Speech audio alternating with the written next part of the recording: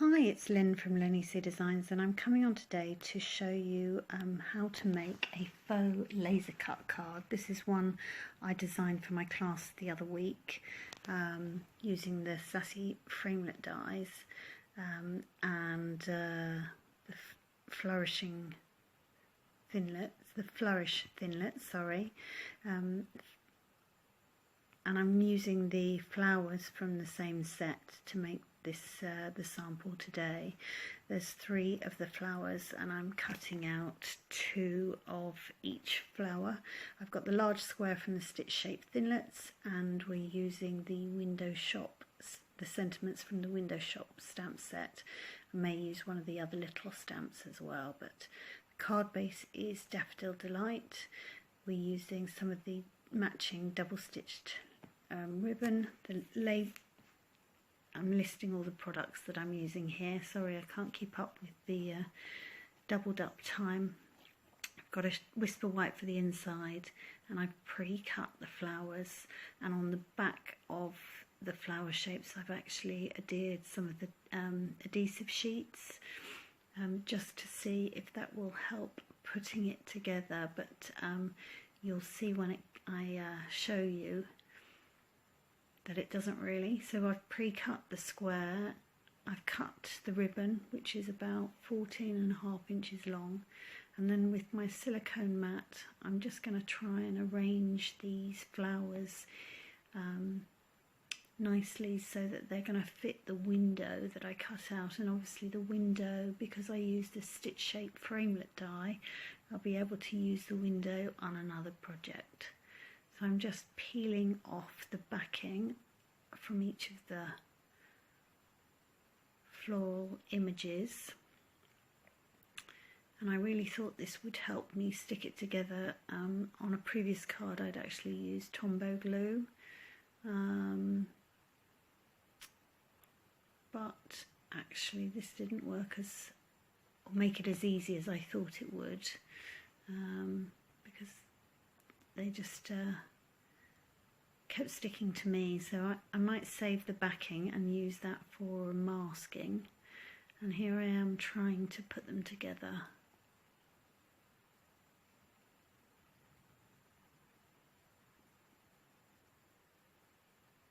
Laser cut is very in at the moment, and Stampin' Up are bringing out some amazing paper, designer series paper in the new catalogue, and I can't wait to get my hands on that. I think I can get to pre-order that as a demonstrator. I get to pre-order it in May, so I shall be getting my hands on that soon. But this, I just fancied having a go and using the dies that I've got in my stash to see and come up with some different designs. As you can see, I'm struggling a little bit. Because they were all gluey, they just adhered together, so I'm faffing about trying to get these stuck, and I may well crop out some of this when I do my editing. So there we are, you can see me trying to work out where best to put the pieces so that it fills the space.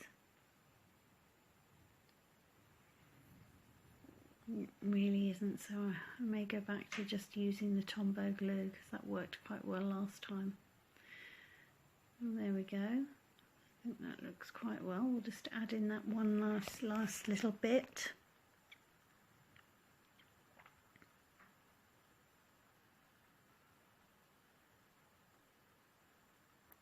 Move that out of the way, and with my snail adhesive just go round the edge of the frame.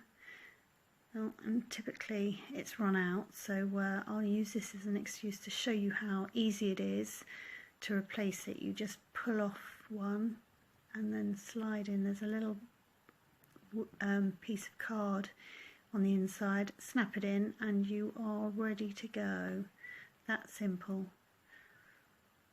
So just keep going around and making sure that there's glue around the edge and along all the top and the bottom, and then sticking that on top so that it fills the window. And as you can see, I tried to adhere it, stick it to each other, and it just fell apart. So I'm not going to, I thought I'd show you bloopers and all, but it's a bit of a faff. But I'm very pleased with the way it turns out in the end. But I just wanted to make sure that all the pieces were touching. But the sheets that I used obviously weren't weren't full of glue. So we're going to add the strip of ribbon onto across the front of the card, and I want the double stitch to be seen, and then adding that panel to the card base. And because there's glue on the back of the flowers, that can stick those down. So a little bit of snail, add that bit on the inside, and then we'll get a little bit of Old Olive ink and stamp the sentiment on a strip of Whisper White. Now that got that bit skew, so we'll stamp that again. Happy with that. And then coming in with the triple banner punch and punching both ends. Sorry, not in camera view there.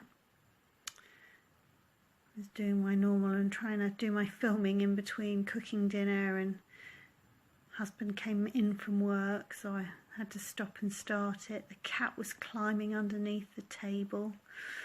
So putting mini dimensionals on the back of that sentiment banner so that it sort of straddles the ribbon. Adding that on, and then